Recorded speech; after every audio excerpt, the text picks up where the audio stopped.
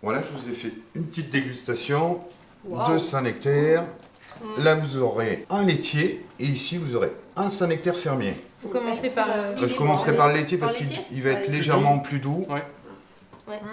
Et c'est une pâte très souple. Il est doux, oui. En général, ce laitier, on est plutôt sur les notes plutôt douces. Hein. Douce, ouais. Alors un fermier maintenant. Et sans pain. Il a un peu plus de caractère. Il a un goût plus... Ouais. Et il est Déjà, très crémeux. On voit qu'il est crémeux.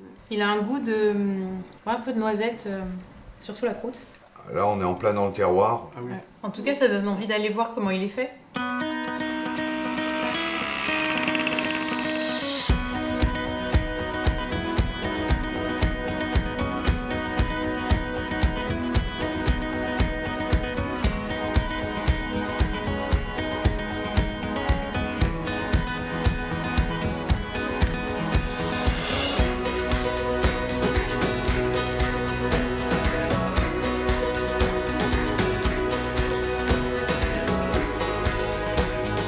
Nous partons sur la zone d'appellation d'origine protégée du Saint-Nectaire, un paysage de moyenne montagne volcanique du Massif central où Patrick a installé son exploitation.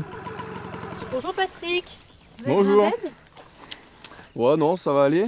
Là, j'ai fini la traite et du coup, j'entretiens un peu les clôtures pour que les bêtes restent dans les parcelles. Vous avez fait la traite ce matin ?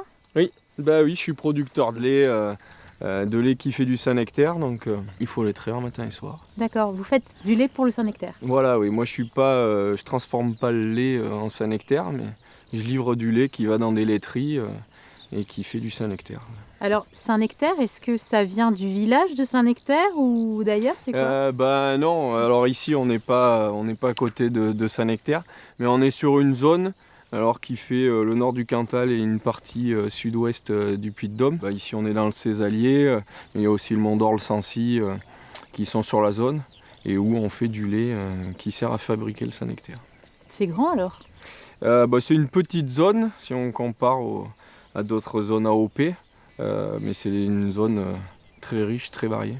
Alors vous parlez de zone AOP, c'est quoi l'AOP Saint-Nectaire ? Enfin, ça date de quand ? Eh ben, c'est une appellation d'origine protégée, donc, qui au départ c'était une AOC. C'était une appellation française. C'était dans les années 50 où les producteurs se sont regroupés pour défendre leurs produits et leur savoir-faire. Et donc ils ont décidé de poser un cahier des charges avec un certain nombre de règles à respecter, que ce soit sur le pâturage, sur la conservation de l'herbe.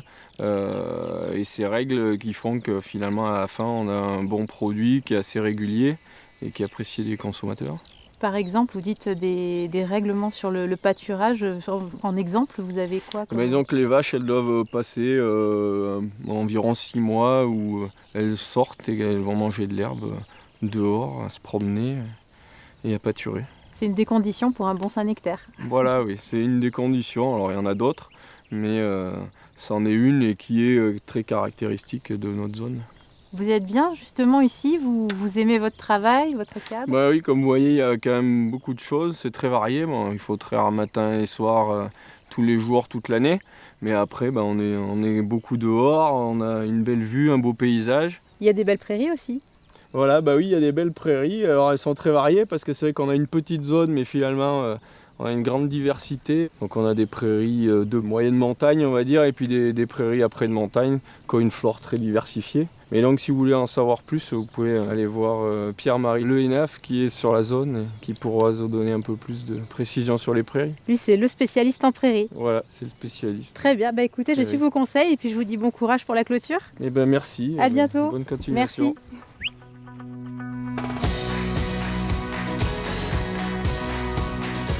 Les prairies naturelles constituent l'alimentation principale des vaches laitières. Elles sont directement pâturées par les animaux à la belle saison.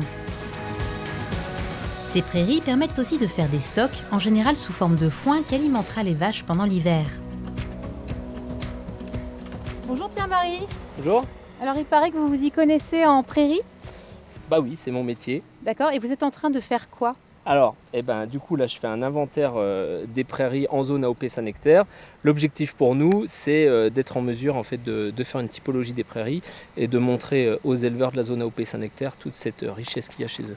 Alors cette richesse, cette diversité, est-ce qu'elle est propre à la région ? Oui, elle est propre à la région pour deux grandes raisons principales. C'est à la fois un climat de montagne assez bien arrosé et puis surtout cette originalité géologique. Voilà, on est en plein cœur du Massif central, c'est le plus grand volcan d'Europe. Donc voilà, ces sols ont donné vraiment une flore particulière à la région. Alors qu'est-ce qu'on a comme flore particulière en 2-3 exemples? Alors si on devait en donner un qui est sous nos pieds, c'est la fameuse cistre, donc qu'on appelle aussi le fenouil des Alpes, qui est une ombellifère à goût anisé très fort et qui est reconnue par les éleveurs pour donner un goût très aromatique au foin. Alors justement, toute cette diversité, c'est quoi son importance pour l'élevage?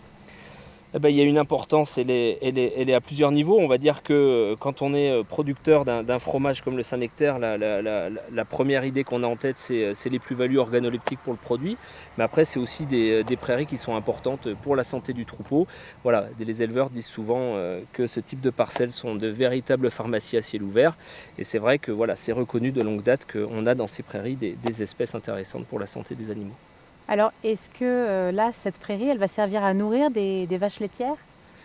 Tout à fait, et c'est la grande spécificité à l'échelle nationale de l'Auvergne, c'est d'avoir des bassins laitiers qui ont basé leur développement en fait, sur ce type de prairie naturelle, alors que sans citer personne, dans beaucoup d'autres endroits, on a basé ces développements sur des prairies temporaires. Alors, est-ce que les éleveurs ont conscience de cette richesse? Oui et non, on va dire qu'il y a plusieurs degrés, il y en a qui en ont pleinement conscience, il y en a d'autres un peu moins, et c'est justement tout l'enjeu aujourd'hui. Depuis une dizaine d'années, on observe vraiment des évolutions dans la gestion de l'herbe sur nos montagnes d'Auvergne, et c'est bien tout l'enjeu de leur montrer que finalement, c'est ces prairies-là qui ont permis de mettre en place la renommée du Saint-Nectaire, et qu'il faut absolument les conserver pour l'avenir. Et là, cette prairie, elle va nourrir quelle vache? Là, elle va nourrir le troupeau laitier en production. Voilà, donc c'est une prairie où les vaches sont déjà passées une fois cette année, qui va maintenant être conservée pour la fauche. Voilà, c'est une fauche tardive puisqu'on est en territoire de montagne. Et voilà, et c'est ce genre de prairie qui donne bien entendu des fromages très typés. On peut aller voir l'éleveur? D'ailleurs, là, c'est l'heure de la traite, donc je pense que le plus simple, c'est d'aller à la ferme. Il est pas loin? Il est pas loin. Bonjour Marc. Bonjour. Qu'est-ce que vous étiez en train de faire? J'étais venu voir une vache qui devait mettre bas et effectivement c'est fait. Le petit veau est né. Le petit veau est né et il cherche pour teuter. C'est quoi les exigences par rapport au cahier des charges de l'AOP Saint-Nectaire? On doit nourrir nos bêtes avec 70% au minimum de l'herbe de la zone. D'accord. Donc c'est une exigence qui est forte, ça veut dire que la part de production de lait par l'herbe est certainement la plus importante de France. Voilà. Ah oui. On a fait des fois des comparaisons pour voir à d'autres AOP, non. On est vraiment dans le haut du panier. Et en termes de quantité de lait, ça a une incidence aussi? Disons que, voilà, avec de l'herbe naturelle, ça n'a rien à voir avec le maïs, on ne va pas faire la même production.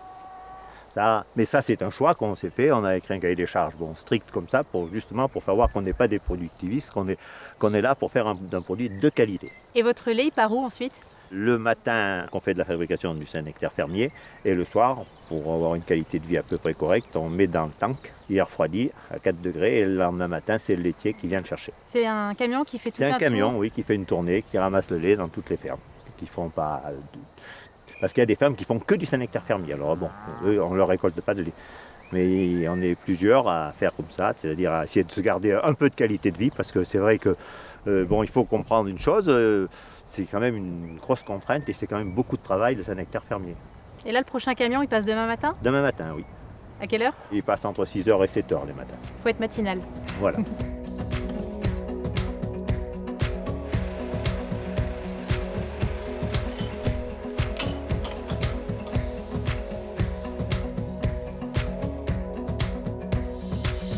Le Saint-Nectaire laitier est fabriqué en laiterie avec du lait pasteurisé. Il est issu de plusieurs troupeaux. Environ 250 exploitations, 8 collecteurs et 4 laiteries permettent de produire plus de 4 millions de Saint-Nectaire laitier, soit 6600 tonnes chaque année.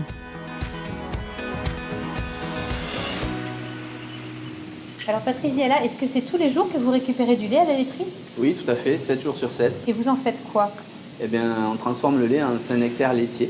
Et alors en quoi ça consiste? Alors ça consiste à déjà réceptionner le lait, le pasteuriser et ensuite on va le transformer en fromage sous l'action des ferments et de la pression. Pasteuriser, du coup, c'est quoi? Alors pasteuriser, ça consiste à chauffer le lait à 72 degrés pendant 30 secondes pour éviter tout risque de germes pathogènes. Et alors du coup, le produit, ça devient quoi? C'est quoi le Saint-Nectaire laitier? Alors Saint-Nectaire laitier, c'est un fromage qui est doux et crémeux à la fois. C'est une AOP qui est fabriquée sur la zone et selon un cahier des charges très précis et très strict. Et c'est quoi la différence avec le Saint-Nectaire fermier du coup? Alors au niveau du lait, il n'y a aucune différence, c'est exactement le même lait, le même cahier des charges. La seule chose, c'est que ça sera sur une échelle un peu plus importante, avec un mélange de différents producteurs et avec une quantité de lait fabriqué et mise en œuvre plus importante qu'à la ferme. Est-ce que, entre le Saint-Nectaire laitier et le fermier, est-ce qu'il y en a un qui est meilleur que l'autre? Alors les deux sont très bons. Après, c'est les goûts de chacun qui fera qu'une personne préfère un laitier ou un fermier. Mais en général, un Saint-Nectaire laitier est plus doux et un peu plus rond en bouche, et un Saint-Nectaire fermier est un peu plus corsé et typé. Donc tout dépend des préférences de chacun. Et alors, est-ce qu'en fermier, ça se passe de la même manière? Alors, oui, dans les grandes étapes, si ce n'est l'effet d'échelle, mais je vous invite à aller découvrir une fabrication fermière. Le Saint-Nectaire fermier se fabrique dès l'exploitation fermière avec du lait cru et entier, récupéré juste après la traite. Il est produit dans plus de 200 exploitations et il est affiné dans les caves d'une vingtaine d'affineurs et d'une cinquantaine de producteurs.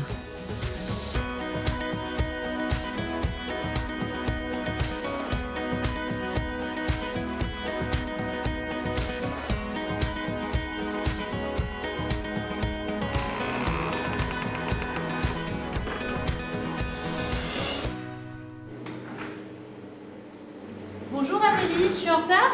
Non, c'est bon, j'étais en train de préparer pour y attaquer. Donc en fait, le lait arrive ici. Il arrive ici, on va mettre la présure, ce qui va nous permettre de faire coaguler le lait pour qu'il se durcisse, pour qu'il passe de l'étape liquide à solide, ce qui va nous permettre d'avoir de la consistance, de la matière. Combien de temps ça dure? Pour cailler notre lait, il nous faut 39 minutes. À chaque fois? À chaque fois. Et c'est quelle quantité de lait? Là, aujourd'hui, on est à 430 litres. Ça varie? C'est variable, effectivement, en fonction déjà de la météo et puis de l'époque, c'est-à-dire en fonction du village des vaches. D'accord. Est-ce que vous récupérez tout le lait? On récupère systématiquement tout le lait, matin une transformation, soir une transformation. Le lait va se durcir et on va pouvoir ensuite, après, retirer le lactosérum de cette fameuse tome qui va, elle, nous servir à faire le fromage. C'est quoi le lactosérum? Le lactosérum, c'est toute la matière liquide qui n'est pas transformée, c'est-à-dire tout ce qui n'est pas matière protéique et matière grasse, c'est-à-dire l'eau essentiellement qu'on va venir extraire de ce lait. C'est un jus? C'est un jus, et après la coagulation, on va venir séparer deux matières.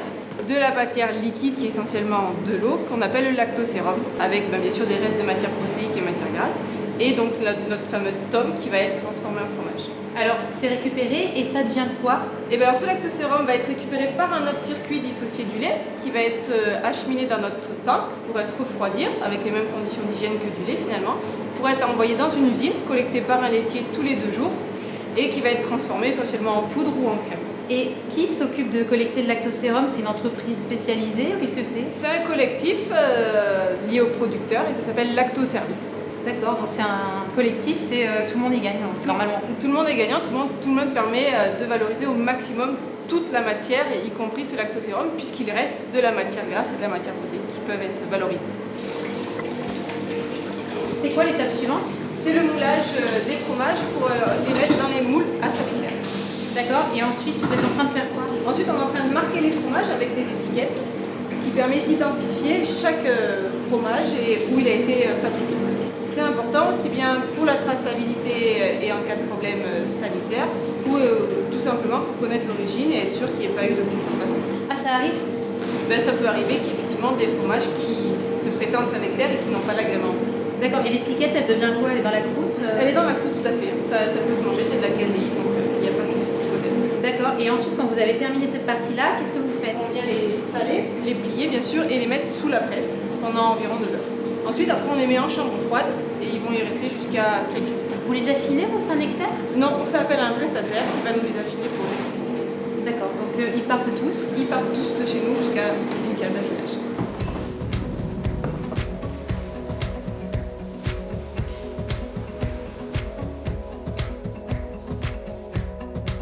Alors là, Audrey, c'est votre nouvel arrivage? Oui, ces fromages sont rentrés il y a 2 jours. Donc ils sont encore blancs? Ils sont tout blancs, ils sortent de la chambre froide du producteur. Alors quand vous réceptionnez les fromages dans cet état, c'est quoi les étapes suivantes que vous faites? On va apporter des soins, on appelle ça soigner les fromages. Donc un lavage, 2 lavages et peut-être 3 ou 4 suivant les besoins du fromage. Et en plus de ces lavages qui sont faits à l'eau salée, On les frotte et on les retourne pendant toute la fin d'affinage pour que les moisissures soient bien rases sur la croûte et qu'on ait une croûte fine et parfaite pour le client. Alors, cet affinage, il dure combien de temps? Au minimum, les Saint-Nectaire fermiers sont affinés 28 jours. Donc ça, c'est le cahier des charges AOP qui l'a déterminé. Et ensuite, on peut se permettre de garder des fromages un peu plus longtemps pour certains clients ou parce que le fromage en a besoin. Et est-ce qu'il y a des conditions indispensables à la fabrication du Saint-Nectaire? Les consignes au niveau de l'affinage, c'est surtout l'hygrométrie et il faut des caves ensemencées avec les bonnes moisissures pour que le fromage, les moisissures se développent telles qu'on le souhaite. Alors au final, on obtient quoi? On obtient les Saint-Nectaire fermiers.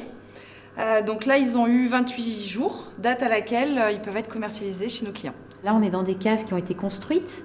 Oui, c'est des caves qui datent de 20 ans. Cette année, elles ont 20 ans. Donc c'est des caves semi-enterrées par montée de briques. Donc en fait, on est dans des caves qui sont artificielles, mais qui répètent exactement les mêmes conditions que les caves qui pouvaient exister avant, en fait. Exactement. Les caves sont artificielles, mais ensemencées naturellement. En fait, c'est les Saint-Nectaire affinés qui ensemencent au fur et à mesure les caves et le cycle se répète. Dans cette cave-là, des fromages en blanc vont arriver dans 15 jours et 5-6 semaines après, ils seront à leur place et avec le même aspect.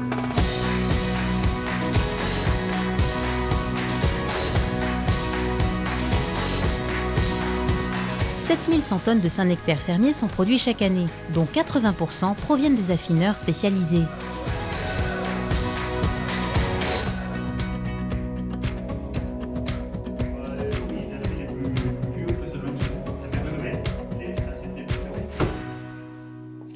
Bonjour Claude, bonjour Christian. Bonjour. Bonjour. Elle est étonnante votre cave, Claude. C'est une belle cave. C'est une très belle cave, on est où exactement? À Saint-Julien.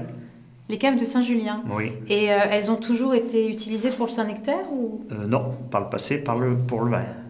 Il n'y a plus de vin. Et il n'y a plus de vin. Et on y a fait du Saint-Nectaire maintenant. Et vous êtes installé dans ces caves depuis quand? 92. Vous en avez beaucoup? 3 caves. Uniquement En Saint-Nectaire. Uniquement Saint-Nectaire? Oui. D'accord. Ce sont des caves naturelles, elles ont une ambiance particulière. Est-ce que, entre les caves naturelles ou les caves artificielles qu'on peut trouver, est-ce qu'il y a une différence ou c'est quoi le plus important? Le plus important déjà, c'est de respecter le cahier des charges. D'accord. Aujourd'hui. Après, pour moi, personnellement, j'affine dans les caves naturelles parce que c'est un choix et puis je trouve que c'est plus vivant. Vous voyez, regardez, il y a tout un tas de choses qui se projettent, des petites moisissures qui poussent partout. Voilà. Et l'ambiance est bonne. Et le goût du Saint-Nectaire? Ça a un goût un petit peu du tiroir, on va dire. D'accord. Et après, est-ce que, en cave naturelle, en termes d'aération, ça se passe comment? Il y a une ventilation naturelle. Tout est naturel? Naturel. Ouais, il y a 2 cheminées, une d'entrée d'air, une de sortie. D'accord. On va rejoindre Christian qui est là-bas. Oui. Et vous, Christian, vous venez souvent dans ces caves? Ah bien oui, moi je viens tous les mois dans ces caves. Tous les mois? Tous les mois, oui. Dans toutes les caves sur l'AOP Saint-Nectaire ou... Tout à fait. Tous les mois, je fais l'ensemble des affineurs pour contrôler la qualité. Donc le gradage, ça fait tous les mois chez tous les affineurs. Le quoi, vous dites? Le gradage. Qu'est-ce que c'est? Donc le gradage, c'est l'évaluation de la qualité organoleptique des Saint-Nectaire. C'est un jugement qui est fait sur les fromages. D'accord, vous regardez quoi par exemple? On regarde principalement 3 critères. Le premier, c'est l'aspect. Donc l'aspect du lot, parce que les Saint-Nectaire sont en fait ce sont des lots de Saint-Nectaire, producteur par producteur. Donc sur chaque lot, on évalue d'une part l'aspect, donc la qualité du croûtage et l'homogénéité des lots. Ensuite, on va les sonder pour faire l'évaluation de la pâte, de la qualité de la pâte.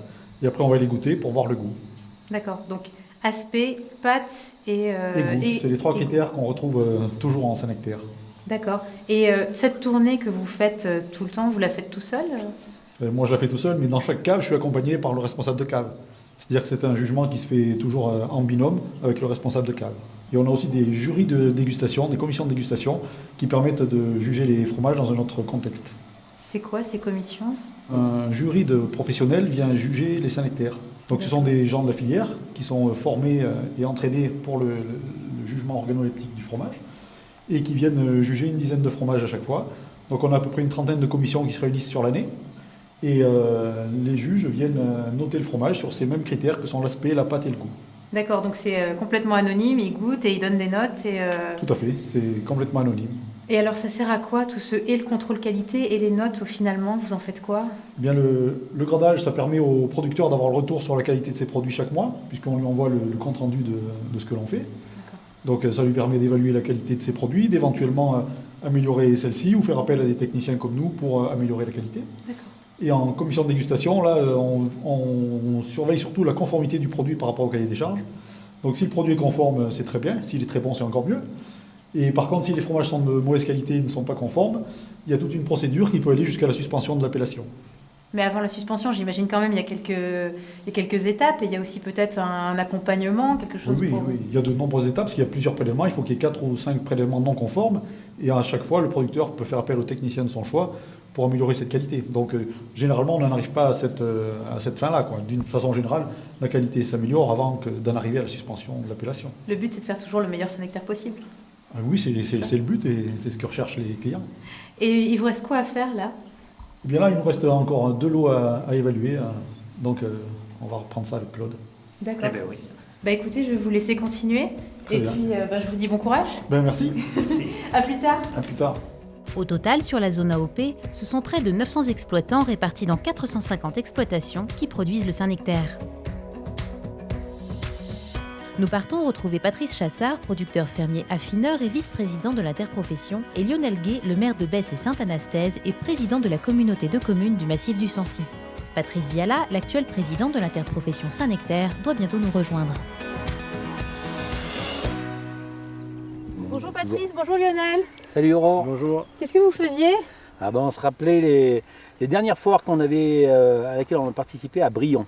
Brion, c'est dans le Césalier juste à côté. D'accord. Il y a du Saint-Nectaire? Bien sûr. Il y a des Saint-Nectaire partout. Qu'est-ce que ça représente pour vous le Saint-Nectaire sur le territoire? Quand on est dans un milieu comme celui-là, il y a des vaches partout autour qui mangent cette herbe.